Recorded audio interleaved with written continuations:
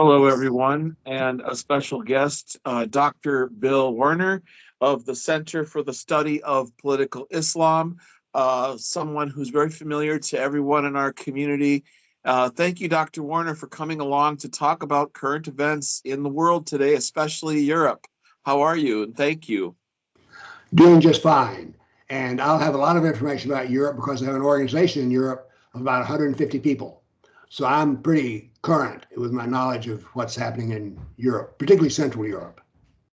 Well, that's very good, Dr. Werner, because wow, we turn on the TVs, there's no news. We turn on the internet here in the United States and North America, certainly Canada as well. We're hearing from all over that there's just no news out of Europe. It's really odd. It's like all you don't hear anything from Europe except for the Ukraine, of course, but there's Right. nothing about what's occurring in Europe happening on the normal legacy media. What information do you have about current events in Europe? What's happening really?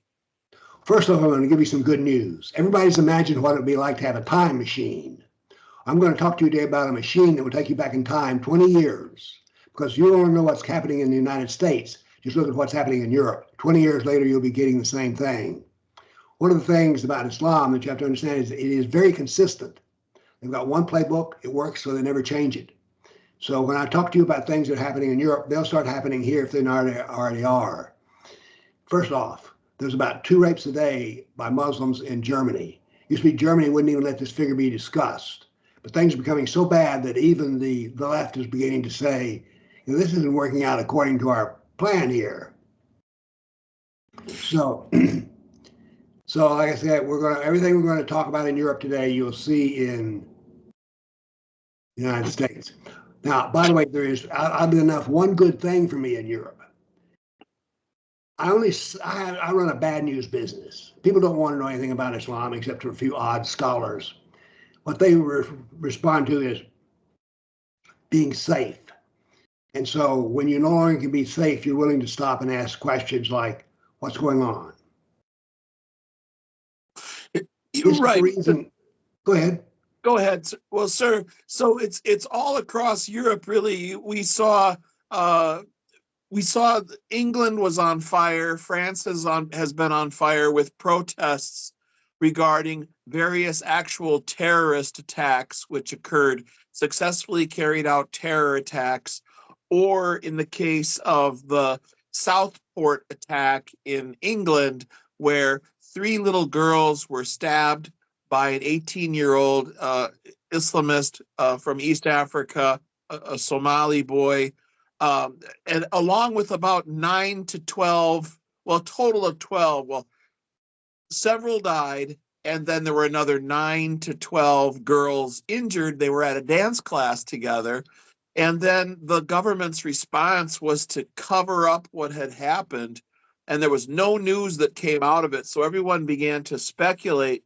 And then, of course, they found out the truth from local witnesses and people who were there, and of course the mothers and all of the witnesses were beginning to try to get the message out, and the people of England rose up, and there were protests all over England. It has really affected the political life of the British, and similar terror attacks being carried out in Spain recently, and then also in France particularly, but we know last year it actually happened in Ireland as well. There was a really terrible terrorist attack, but these things spread really quickly. The people suddenly rise up and say enough is enough, and then the government cracks down on the protesters. To Same. give you an example, Tommy Robinson is in jail now because basically he was telling the truth about what was happening on the street.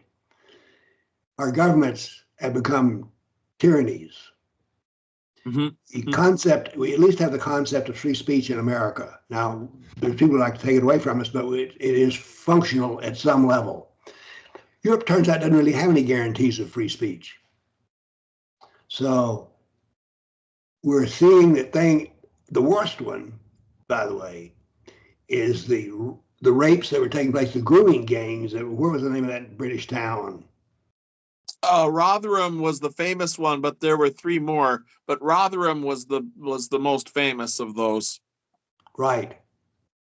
Well, you would, in a properly aligned civilization, those people would have been, let's put it this way. My grandmother raised me.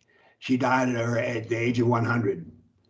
She was alive before the First World War. If those people who were around in America at the time of the First World War were dealing with Islam, there wouldn't be a problem. I say this endlessly. There's no problem with Islam. It's us. We're afraid, and we don't want to be a bigot. Well, in my grandmother's day, that was not a problem. They would have dealt with Muslims. If they burned a church, they'd burn a mosque without apology. So we need to be able to speak freely. And in Europe, there's a lot of times you can't speak freely. So you mentioned Tommy Robinson in the case of England, and Ireland has a similar folk hero named Conor McGregor. And Conor McGregor stood up with a group of people after there were random attacks of violence in Ireland and a couple of particular incidents involving, of course, women again. And then there was a response to those crimes because the Irish government wasn't acting. Police stood up, and then, of course, after everyone takes to the streets, then they crack down on the protesters instead of dealing with the people who are causing the trouble.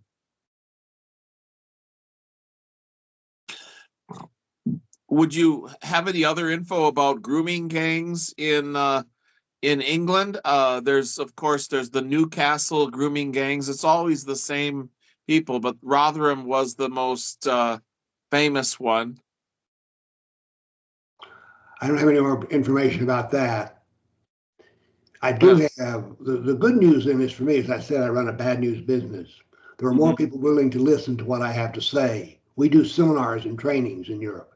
And in Central Europe, we've trained over 300 interior police. So they're willing to have seminars from us because, as one person put it, this all makes sense. Because some people imagine that the head of, for instance, Homeland Security or something like that knows a lot about Islam. They don't know jack squat. And furthermore, they're what I call professionally ignorant. They're not just ignorant in a casual kind of way. They work at being ignorant. If you try to tell them the truth, they'll have you arrested. They don't want to be called racists or Islamophobes, so they refuse to deal with the veracity of the claims. Can you imagine having been one of these children trafficked by a gang, a group of 20 or 30 men that sex traffic children in the third city is Rockdale, by the way. So it's three major cities in England, Newcastle, Rotherham, and Rockdale, and there's many others, but these girls were trafficked between networks of men, and money was exchanged for this human trafficking.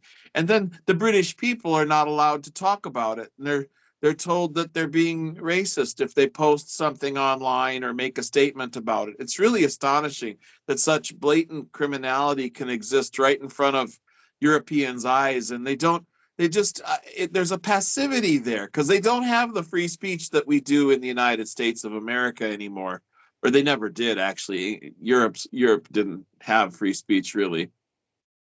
But what else is happening in Germany or France or Europe, and how is your group responding to that by training police officers and so forth? That's mainly what we're doing. We're not an armed force, we're a knowledge force. So we can tell them. We've also given a training here to law enforcement here in Nashville. And what people say is, this all makes sense. And of course, when I was a teacher, my primary skill is being able to take complex subjects and make them simple to understand. That's what I've done with the doctrine of Islam. I've made the Quran easy to understand, Muhammad easy to understand. Because once you understand Muhammad, you understand Islam. So we're in the knowledge business, and when they're more afraid of being raped and harmed than they are being called a bigot. By the way, the same grandmother I referenced earlier, She always spoke the truth, unvarnished truth. Got her in trouble, but people respected her. And we need that same kind of thing in dealing with our own cowards. By the way, one of the things I've learned is you can take a person who has actual valor medals in the U.S. Marines in combat, and they don't want to go to a school board meeting and read something will be called a bigot. This ability to silence and censor someone by just calling them names. It used to be, we were taught in logic that name calling is the lowest form of reasoning. Well, now that it's become the primary force of reasoning, because they'll keep you, I'm just astounded by how, when they came out with the thing about Islamophobia, that'll never get off the ground. Lord, it gets off the ground big time. There are people who are highly frightened of being called Islamophobe. Oddly enough, you ask them what an Islamophobe is, they can't really tell you.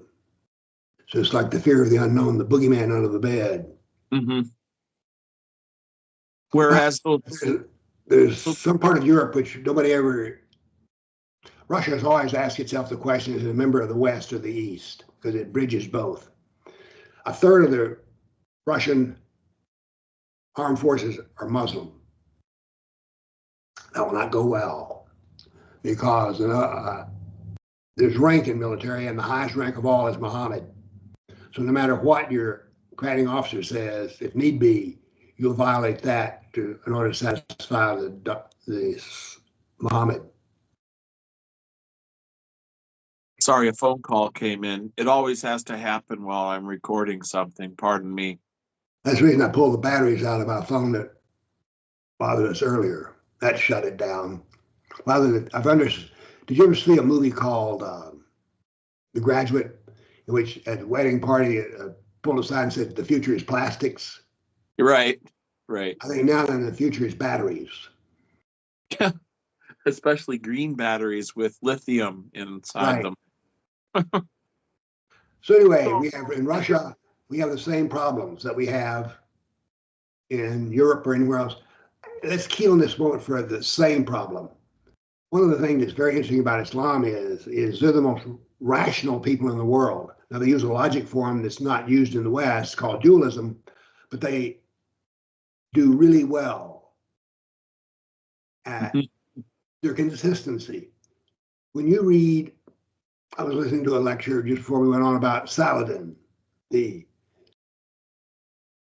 honored jihadist in Arabia.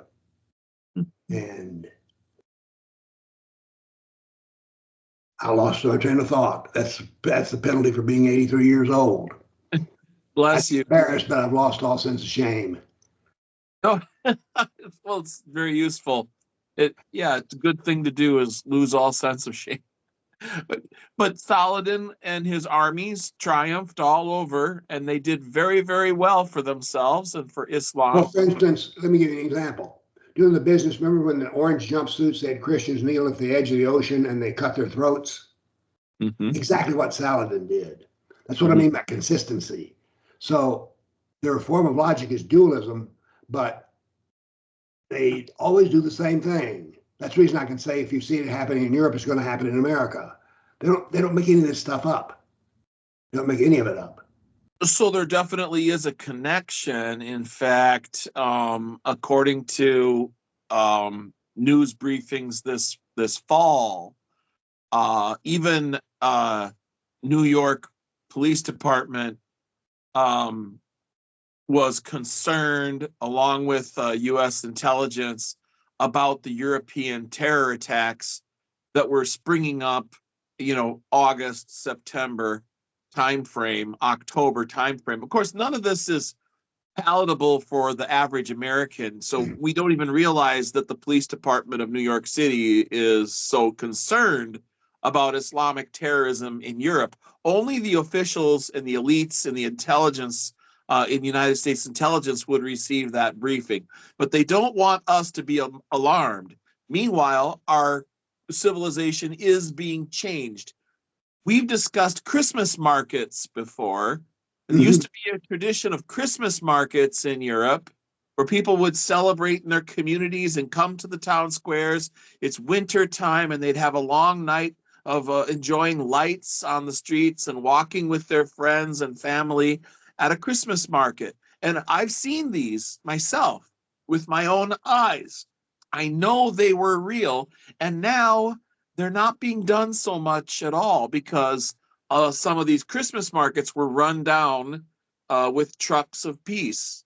So that whole aspect of our culture is canceled because people are afraid. But they don't say, well, what is it that stopped this cultural tradition? Why have we changed? How have we changed? Well, you can't have a Christmas market anymore, and you better not say Merry Christmas. You've got to do away with Christmas decorations in some cities, not smaller Minnesota towns. Smaller towns still have Christmas concerts, and they still have the children sing Christmas songs. But in a larger city, you're not allowed to do that. Christmas is verboten now. Sorry, but just practical. Right. One of the differences between our civilization and Islam is the process of remembering. We want to forget as much as we can anything that's happened by Islam and jihad. We don't want, like in the United States, it's the conservatives who want to talk about 9/11. The left doesn't want to talk about 9/11 because that was bad. Mm-hmm. Muslims never forget. That's one of the principles of Islam is they never forget. For instance, in Spain, where they invaded and fought wars for over 300 battles for over 3 centuries. And the terror attacks, the warfare never ends. They want us to not even know why these terrorist attacks are taking place. Whereas, as you say, Islam never forgets that it's in a struggle with the West to establish dominance over the West. Whereas people in the West have blinders on and they don't understand, well, why this huge influx of military age fighting men if they are refugees? Where are the women and children, right? Normally you'd say it's women and children first, but their societies produced a surplus of men and they're all being sort of offloaded into Europe. And Europeans are asking now, well, hey, now that there's peace in Syria, so we're told, media says, oh, there's peace in Syria and the regime has been taken down. And well, okay, are these men going home then? That all of these men that left the women and children behind in Syria to deal with the regime, and they escaped to Europe and they escaped to North America, are these Syrian men going home?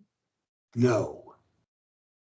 By the way, the brilliance of Islam, and Islam has some brilliant things. Muhammad, I argue, is the greatest warrior who ever lived. Forget Julius Caesar, Napoleon, because he created a form of warfare called civilizational war, in which you use everything from milk products, food, halal, clothing, the hijab. Anything you mention in life, they can use as an element of war. Trying to change, it is their purpose to bring Sharia to our country. Yes, and I'm doing it. We're fortunate that as many terrorist attacks have been thwarted.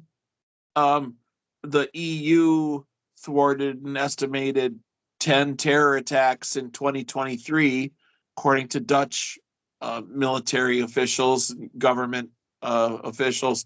But they're just saying 10. Maybe those are the 10 that they know of that they thwarted. Maybe there were more that were thwarted, but they didn't realize they'd picked up the guy who was going to do it. And what qualifies as a terror attack anyway? I would think each rape of a European woman is a terror attack. It's a low level, the trafficking of children in England and Ireland is a terror attack. It's a war on the future of that nation. It's a war on their people. It's certainly a heinous crime in and of itself, but what it does to generations of people who now know, well, they're all vulnerable. if the society can't protect the weakest of its members, it can't protect anybody. Nobody's safe. Right. I wonder, is there any other news about EU attacks in the run up to Christmas this year? Because there were special threats and special warnings about Christmas attacks last year in the EU, and I wonder if there's anything coming up this Christmas. Have you heard any news from I'm your not. contacts? I'm not. It just all goes down the memory hole. Yeah, and so hopefully, here we have news from December 6th, 2024, and today is the 19th. So, terror attack on Bavarian Christmas market foiled by police. German authorities foiled a potential terror attack on a Christmas market in Bavaria after a tip-off from a foreign intelligence agency. Well, that's astonishing. I mean, and of course, that sort of news is never revealed in the American press. You're never going to see that. Uh-oh, here we go. Something from Reuters. Well, this is from 2023, but security hiked at Cologne Cathedral for Christmas amid threats of terror attacks. So there's a knowledge at least. Do you think people recognize the connection between a terrorist attack on Christmas and just any old random terror attack? First off, I don't call them terror attacks. I call them jihad. Ah, There's a reason for that.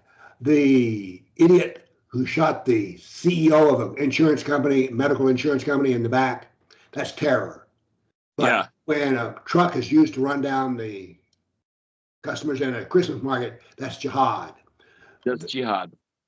I can be a terrorist, but I couldn't commit jihad because when you're committing jihad, you're going right along with the methods of Muhammad.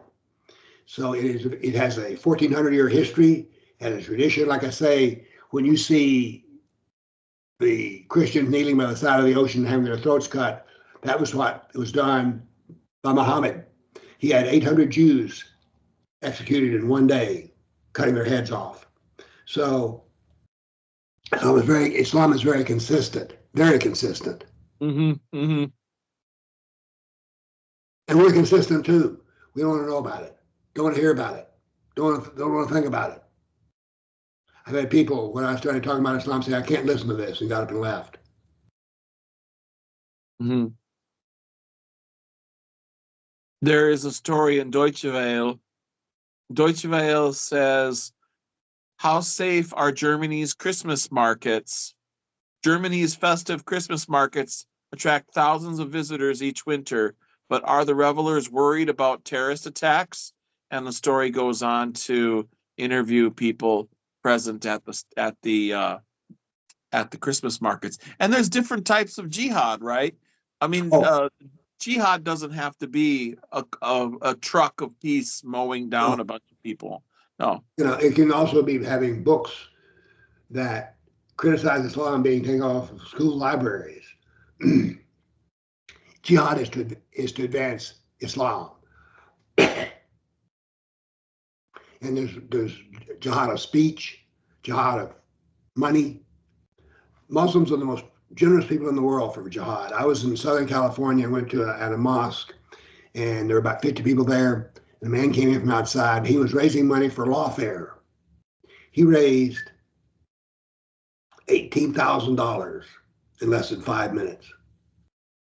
Find me a church that would give you $18,000 to secure the Christians of Nigeria. So the terrorist jihad could take many forms. Raising money could be a form of jihad. We've had that in Rochester too, where the federal government has arrested individuals raising money to pay for warfare overseas and sending it back to support a civil war in Somalia, for instance. As early as 2012, I think it was, there were There was a case of two women who were collecting money in Rochester to fund overseas situations, shall we say, or corruption in, say, the Department of Health and Human Services in Minnesota was linked to money being flown overseas. So there were some estimates of the amounts. You see varying estimates, but I wanted to do a little show and tell. This is the memorandum. This is the explanatory memorandum from the archives of the Muslim Brotherhood in America, and it was this is a published version of it that anyone can buy now. It's also available for free online, but this is a very important document, isn't it, Dr. Werner? Yes. Here you see how Islam actually works. It's an excellent document. I'll just leave it at that. Very short, very succinct, and it tells us exactly the plan, and even corruption itself of sapping the resources of the community that people are established in. Sapping the resources of that society is a form of jihad. That's true. Immigration is a form of jihad. Outproducing the local citizens in terms of childbirth Yes. is a jihad. Muslims call that the jihad of the womb. And it's very serious. Demography is forever. And I'm astonished how many times people can be at the wrong end of a machete attack, and no one's allowed to call it for what it was. Or, you can have a British officer attacked with a machete in London, or you can have some children stabbed in a dance class in England, and no one's supposed to talk about the motives or intentions of the jihadist who did it. As a rough rule of thumb, and this may be bigotry, if there's some event like somebody uses a knife to kill 3 people on the street and there's nothing about it in the news, I just presume it's a Muslim. Everyone is at this point. Everyone is doing that. At this point, if they say Minneapolis man or Chicago man or New York man, then you can almost assume what's going on at that point. It's unfortunate that we've all been conditioned to have that reaction, but it just sort of is what it is. Right. Because they won't tell us exactly what happened and what the motives were. People don't just go around stabbing each other. It's not, there has to be a motive or a reason for it. I'm starting to see the handing out of marijuana in restaurants. We had a man in town who was giving people samples of his drugs. Or if people are trafficking fentanyl, or people are actively trying to, I look at that as chemical warfare. So we've had some character. Yeah, it's destroying our women, destroying our men, destroying our children in our society, our boys and girls, by hooking them on methamphetamine or fentanyl. It's another aspect. When they catch a guy with all of these pounds of drugs and nothing happens to him, and then I see the name and I realize, oh, okay, well, he wasn't dipping into his own stash, so he was a pretty good dealer to be able to have that many pounds of fentanyl in his possession and then walk free. Well, Wes, we've come to the end. Yeah. I've enjoyed talking with you. Always do. Yep. Me too. And say hello to all of our friends and allies in the European theater, sir. Thank you. All you do. And let me wish you a Merry Christmas. Merry Christmas. Thank you. Bye. Bye-bye.